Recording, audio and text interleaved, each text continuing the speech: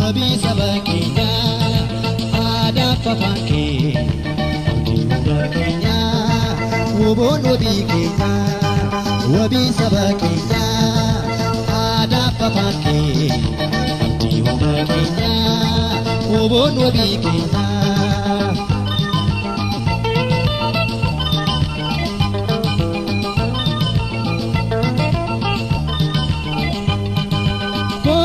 Dabi wobo kotu turini jalala kalalan kudenu wadeni abdi noromota barsuma komada kanafu ya donge kubenu numida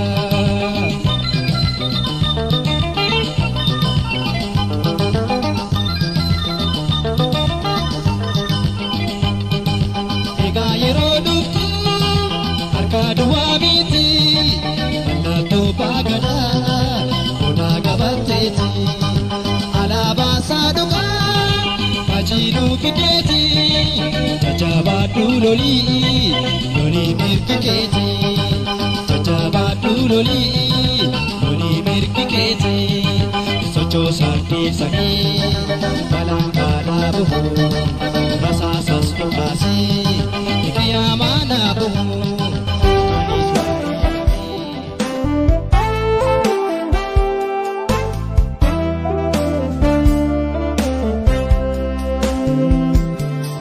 Hunda dura dargaggummaa keessan aarsaa gootanii fedhii fi waan barbaadan hundumaa yookiis umuriitti bashannantanii waan dhuunfaa keessanii jiraachuudhaan maltan sana hundumaa uummata Oromootiif aarsaa gootanii sanarra darbuutiin immoo lubbuu beenyaan qabne lubbuu deebiin qabne kennaa gootanii uummata Oromootiif qabsoo falma irra kan jirtan waraanni bilisummaa Oromoo bosonatti kan argamtan baga ayyaana amajjii tokko kan bara 2022 nagaan geessan isiniin jecha ayyaanni kun kan isin ittiin faachaan galtan isiniif haa ta'u ayyaana gaarii.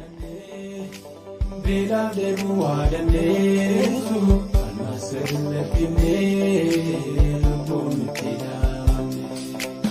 ijaafiraa kanniinaa hunduma isaa dandeenyee mootisiniif jenneetu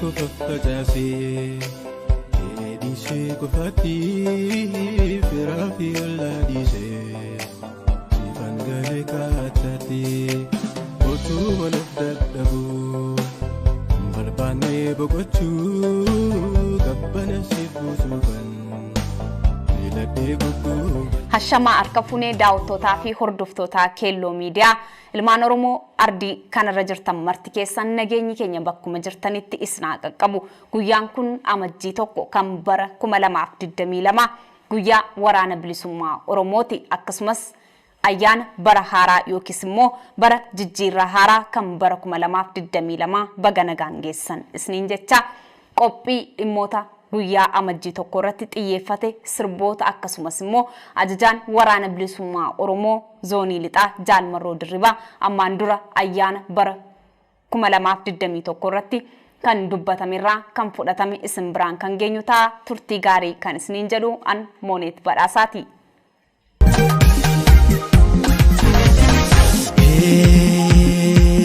Wobon jajjaben jirtu Sagale ke dhageessisi diina kee naasisi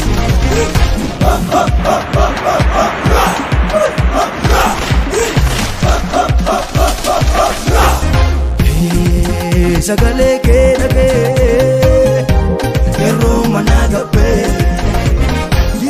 jira wobon jira abdiin boruu jira zoni lita zoni ba zoonii kaabaa zoonii kibbaa giddu galli jiraan jirra waboon jirra abdiin boruu abdiin guyyaa.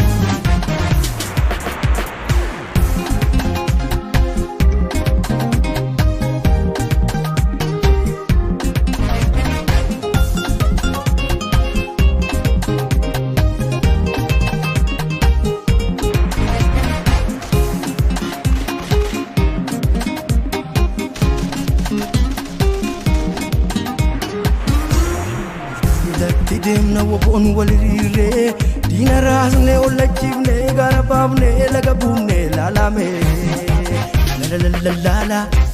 lalame walilabse walilse seli dina jiretu manchas gonni lami gamachise lalame lalame jabi billaun debi muratara samni chapsine lalame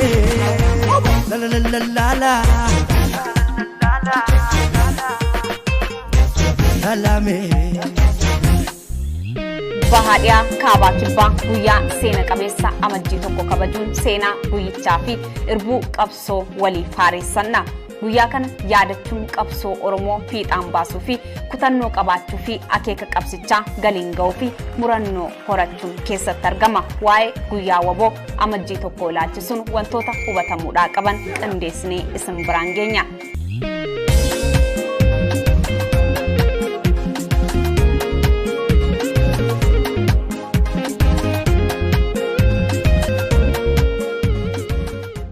jalqaba irratti haasawaa ajajaa waraana bilisummaa Oromoo zoonii lixaa bara darbee keessaa fudhatame isin biraan geenya. Jaalmarroon gara bahan qabsoon eegale diina kallattii hundaan itti walgee dandamachuudhaan har'a funyaan Finfinnee jalatti loluuf ga'uu isaanii waggaa darbe kan bara 2021 irratti ibsee jira.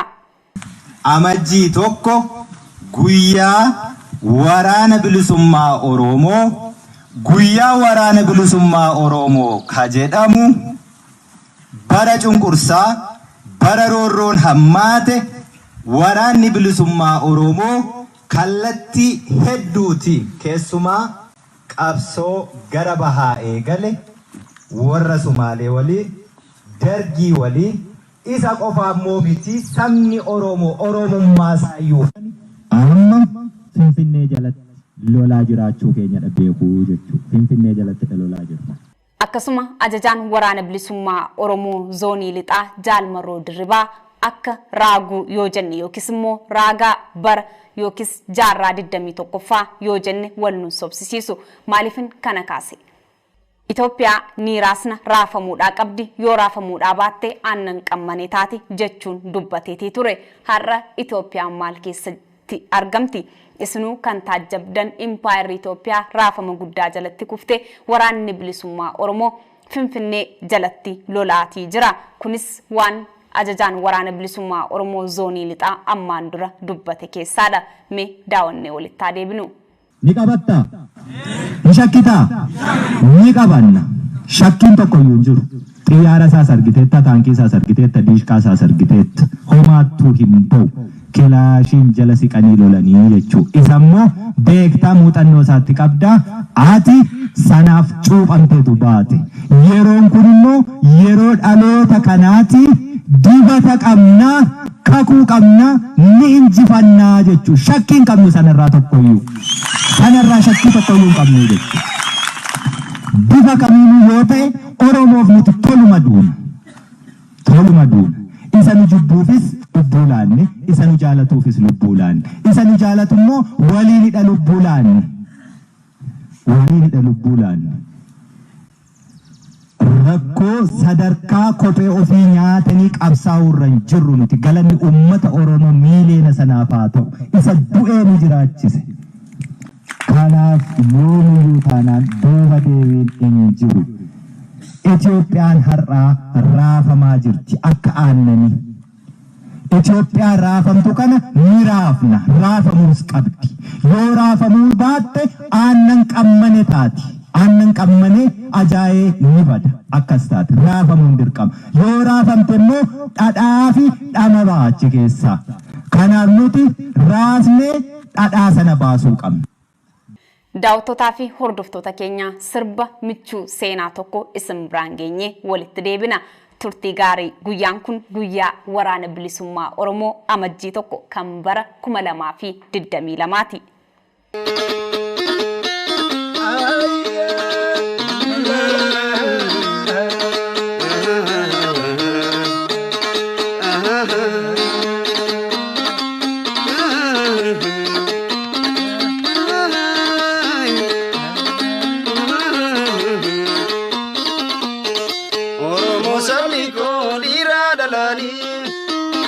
Harkafuune shama walii galaani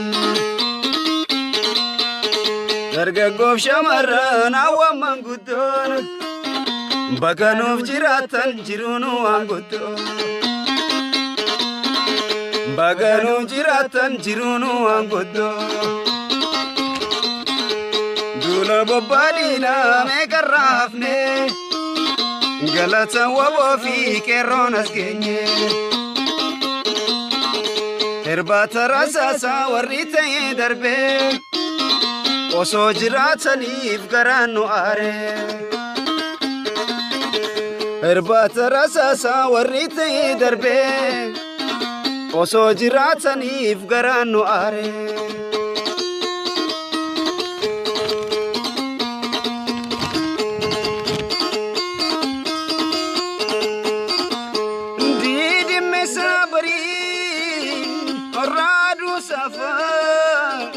Balakkeessa tokkoon walitti nu fidee gooftaan waaqaaf lafa dhugaan lakkoo dhalee cabee sirni moofaa yoo dagaa taate malee yoo gufuu taate malee eenyu bakka taphaa yoo dagaa taate malee yoo gufuu taate malee eenyu bakka taphaa. Duula bobbaadhiina meeqarraa hafne galata waboo fi qeerroon as geenye. Irbaata rasaasa warri ta'ee darbee osoo jiraataniif garaan nu aare. Inni kalee yaa'ee dhimimmaan keessanii qeerroo lafeen jabde kichuutti muranii dhiiga boochisanii. Reeffa ilma ishii irra teessisanii dhiiga isaaniitu firaa of daraare ililchi harmee hin boohini. Dhiiga isaaniitu firaa of daraare ililchi harmee hin boohini. Oromoo sabni koo dhiiraa dhalaanii harkafuune shama walii galaanii dargaggoof shamarran hawwan manguddoon baganuu jiraatan jiruun waan guddoo baganuu jiraatan jiruun waan guddoo. Egaan sirba kana akkuma daawwattan sirbi kun kan nama keessatti miira guddaa uumu jechuudha. Kan duula bobbaa diinaarraa haftanii guyyaa har'aa geessanii ashamaa akkam jirtu jechuutiin dubbisa. Guyyaa kana egaa guyyaatti wareegamtoota waraana bilisummaa Oromoo itti yaadatamudha. Akkasuma immoo guyyaatti injifannoolee gurguddaa waraanni bilisummaa Oromoo galmeessu itti yaadatamu waan ta'eef kan jalqabarratti kana simbiraan geenye kanatti aansuuti. Amajjiin tokko maaliif kabajama yookiis immoo guyyaa amajjii tokko akkamittitu yaadachuun nurra jiraata uummanni Oromoo akkamitti ayyaaneffachuudhaa qaba kan jedhu qophii gabaabaa tokko qindeeffannee jirra. Isa simbiraan geenye walitti deebina. Baga ayyaana waraana bilisummaa Oromoo amajjii tokko kan bara 2022 nagaan geessan.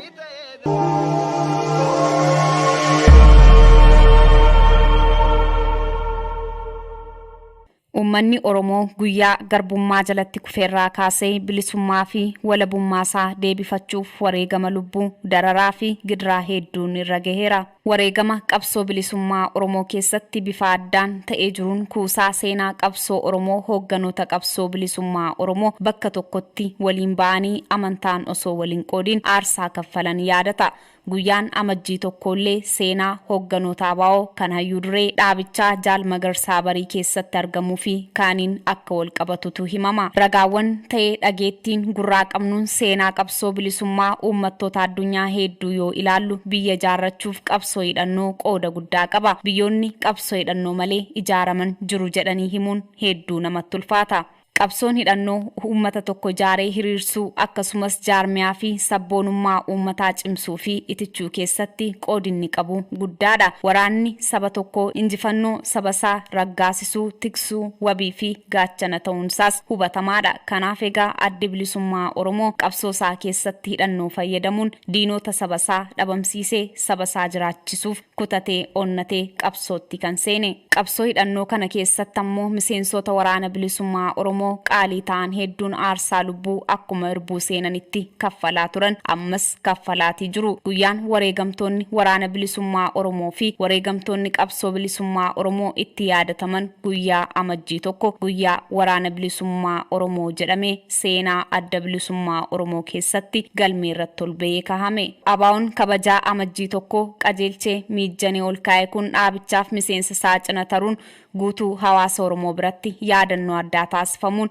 akka kabajamu ta'aa jira. Seenaa adda bilisummaa Oromoo irraa dhimma kabajaa guyyaa waraana bilisummaa Oromoo kan dubbifneen uummanni Oromoo erga biyyaa fi mirga isaa dhabee kolonii Habashaa jalatti kufee eegalee bifa garaagaraatiin yeroon hidhannoo hin kaasne hin turre akeeka bilisummaa fi galii siyaasaa ifa jalatti humna ijaarameen kan qabsaa'u eegalee utubamu adda bilisummaa Oromoo waliin ta'uunsaa ifaadha. Qabsoon bifa kanaan hanga ammaa deemes uummata keenya galii bilisummaa fi walabummaa biraan ga'uu hanqatus tarkaanfii hedduu tarkaanfate. Mirgoota hin tuffatamne hedduus Oromoo gonfachiise. Qabsoo fuula duraafis bu'uura jabaa kaaheera. Kanaafis haala amma deemaa jiru keessatti muuxannoo qabsoo hidhannoo hagammaa gamaggamanii tarsiimoo fi tooftaa fuula duraa qiyyaafachuu fi bu'uurri waraanni bilisummaa Oromoon buuse guddaadha. Qabsoon hidhannoo adda bilisummaa Oromoo jalatti adeemsifame haala daran rakkisaa fi hacuuccaa jabaa keessatti eegale. Gufuulee keessaa fi alaa hedduun xaxamee ture. Haa ta'utii qabsoo kanatti itti cichee qabsoo hadhooftuu gaggeesseen mirgoota hedduu Oromoo gonfachiisee jira. Haala kanaan injifannoon qabsoo Oromoo hagammaa galmeesse hundi sababaa qabsoo hidhannootiin kan argaman ta'uu hubachuu qabna. Kana yoo jennu qoodni qabsoo karaa nagaa barataa fi barsiisaan taasifamaa jirus hubatamaa ta'e jechuudha.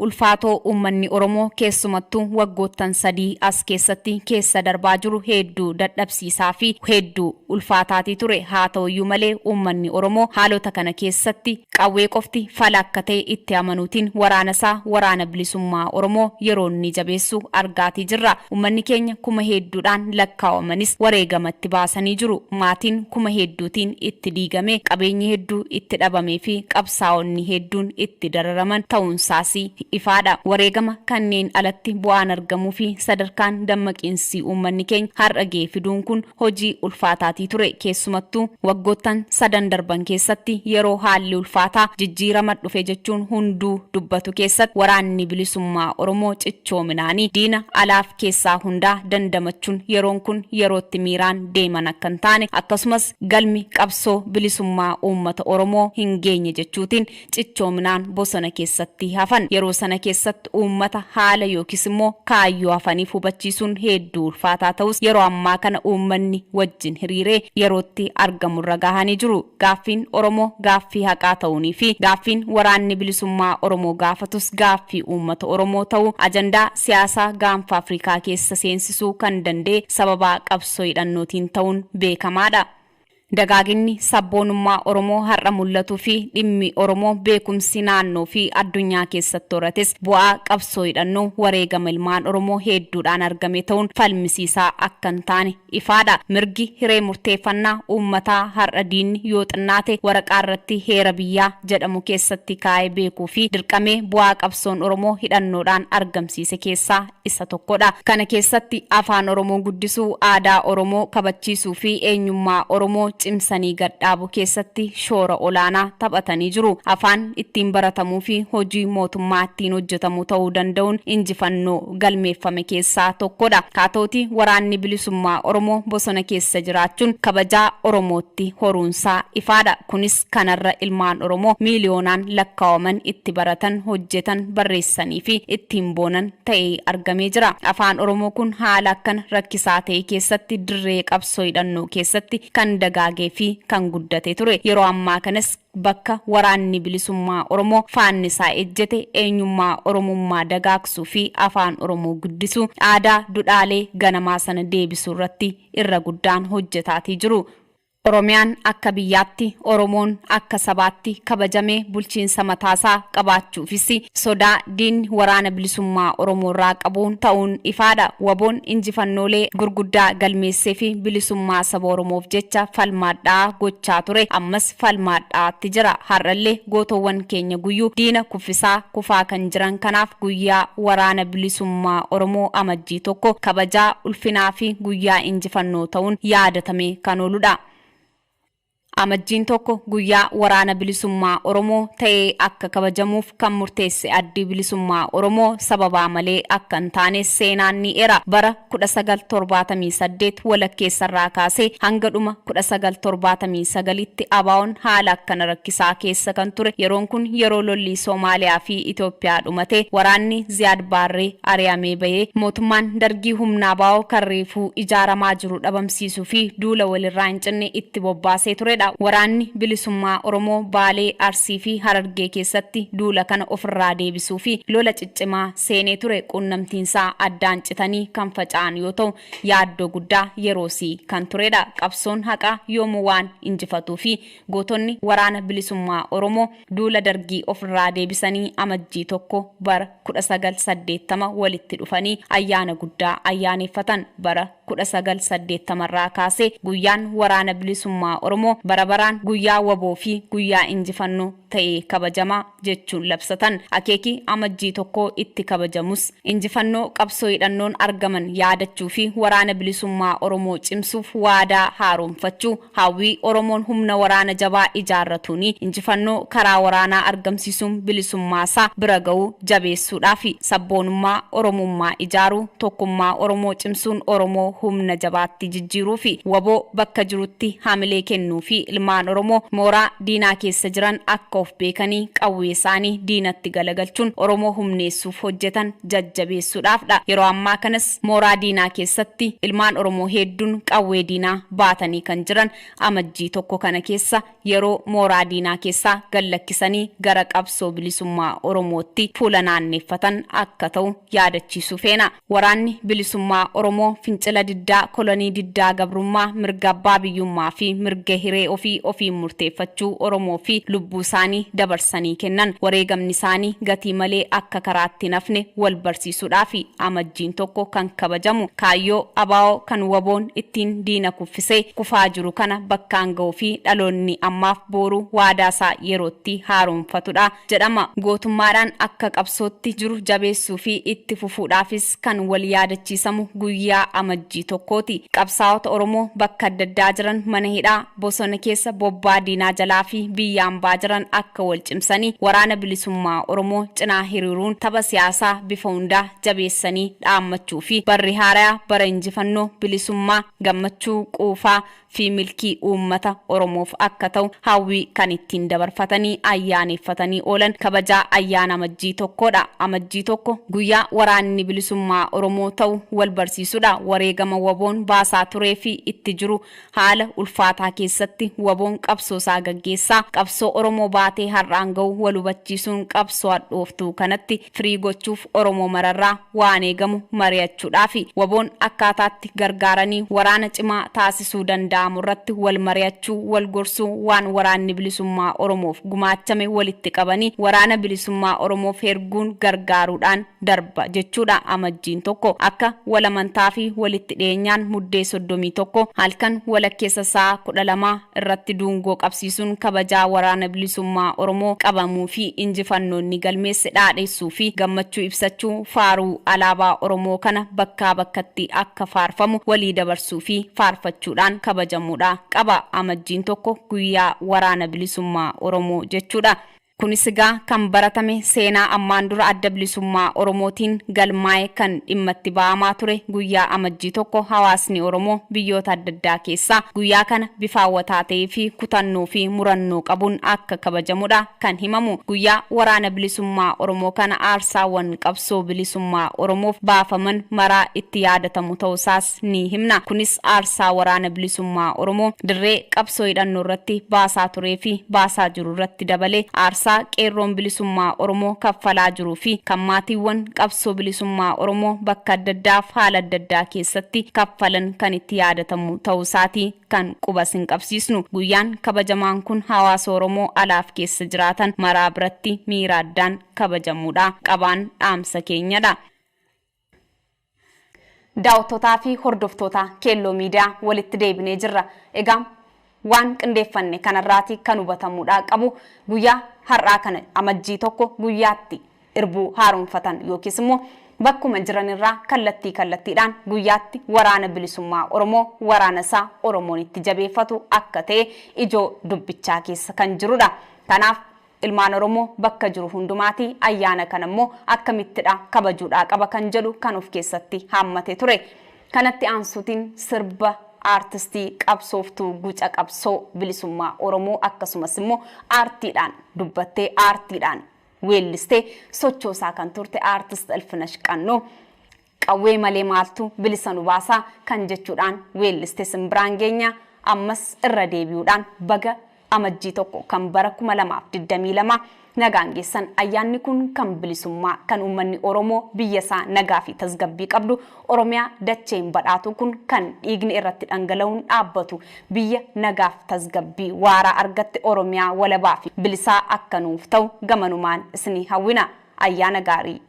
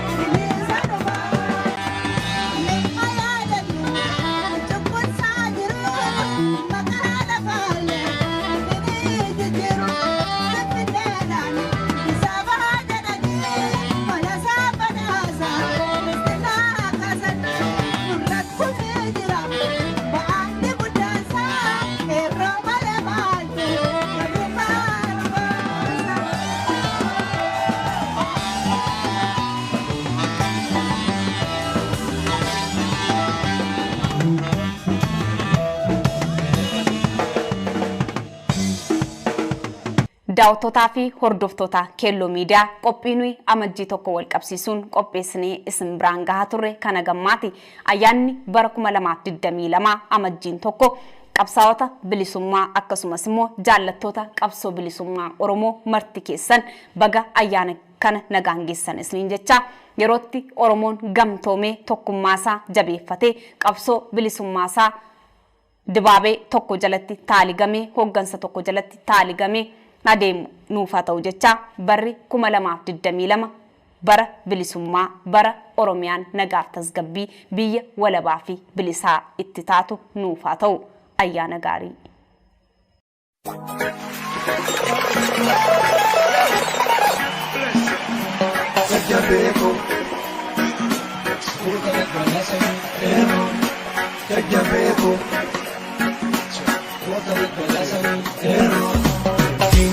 Raf kalaqtu magariisa jinkan ko adda bilisummaa Oromoodha dhamni kan ko gargara urjiirtuun bittuun odaadha mallattoon ko waraana bilisummaa Oromoodha hiriirri ko siinan ta'een lola diinaa lubbuu fi sodaadhu hinafu yoomuu jira sibira jajjabii jabadu hinafu yoomuu jira sibira jajjabii jabadu kaatu wala boonta alargata jabadu lamiiko sotu furmaata jabadu lamiiko sotu furmaata sochootu sochoofta mirgargata jabadu lamiiko sotu furmaata jabadu lamiiko sotu furmaata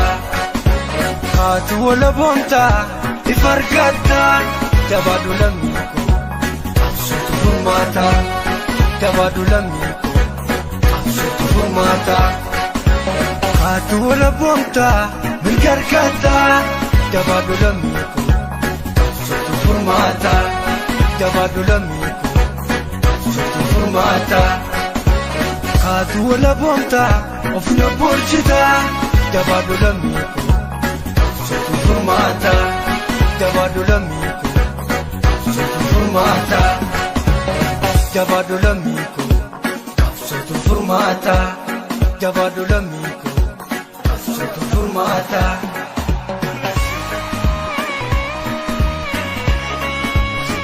sotu furmaata